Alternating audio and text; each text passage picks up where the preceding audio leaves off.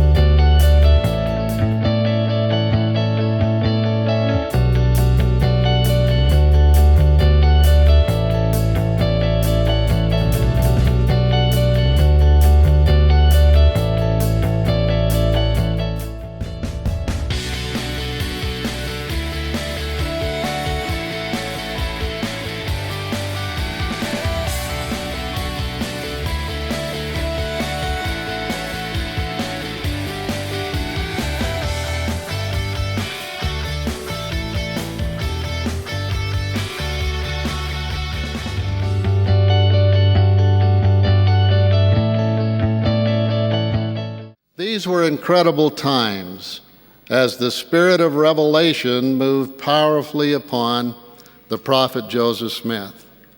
Often others were present with him when revelations were received, and they bore witness of the Spirit and the outward manifestations that were present on these occasions.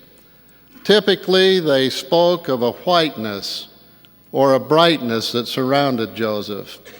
For example, as the 76th section of the Doctrine and Covenants was given, Philo Dibble wrote that Joseph seemed to be dressed in an element of glorious white, and his face shone as if it were transparent.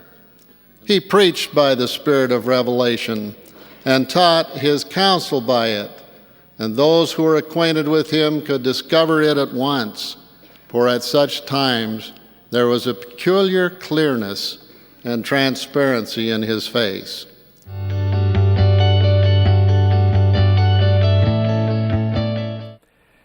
The selection of a prophet is made by the Lord himself. There's no campaigning, no debates, no posturing for position, no dissension, distrust, confusion, or commotion. President Nelson's selection to serve as God's prophet was made long ago. The Lord's words to Jeremiah also apply to President Nelson. Before I formed thee in the belly, I knew thee. And before thou camest forth out of the womb, I sanctified thee, and I ordained thee a prophet unto the nations. Only 3 years ago, Elder Nelson, at age 90, was fourth in seniority, with 2 of the 3 senior apostles being younger in age than he was. The Lord, who controls life and death, selects his prophet. President Nelson, at age 93, is in amazing health. We hope he will be with us for another decade or 2. But for now, we are trying to persuade him to stay off the ski slopes.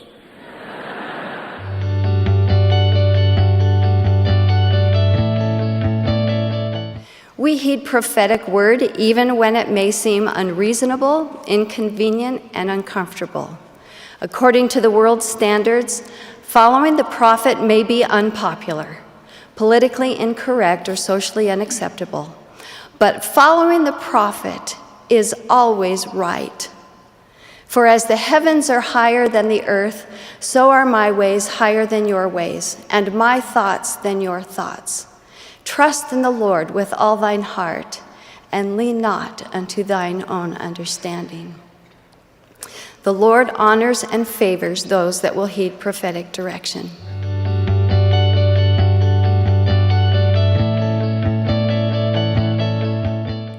Isn't it a blessing to have prophets, seers, and revelators on earth in these days in which we live, who seek to know the will of the Lord and follow it?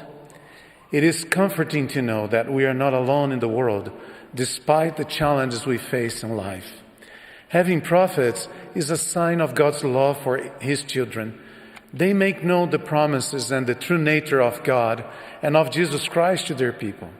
I've learned that through my own personal experiences. Brothers and sisters, I testify from the bottom of my heart that the prophets speak by the power of the Holy Spirit. They testify of Christ and his divine mission on earth. They represent the mind and heart of the Lord and are called to represent him and teach us what we must do to return to live in the presence of God and his Son, Jesus Christ. We are blessed as we exercise our faith and follow their teachings. By following them, our lives are happier and less complicated, our difficulties and problems are easier to bear, and we create a spiritual armor around us that will protect us from the attack of the enemy in our day.